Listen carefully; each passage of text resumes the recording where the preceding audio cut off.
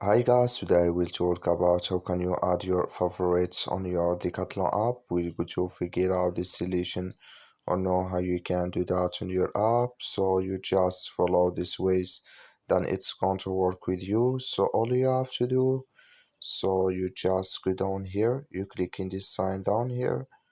So when you just click on it here, it's going to take you to this list. It's going to show for you like this here.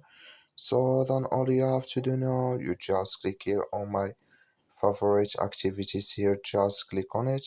When you just click on it here, it's going to take you to this list. It's going to show for you like this. So then you just click here on add my activities here. When you just click on it here, then it's going to take you to this list here. It's going to show for you like this, and you can you select it in this list. You click here on OK, then it's going to add with you. That's all you have to do. Thank you for watching. Don't forget to support us by liking and subscribe.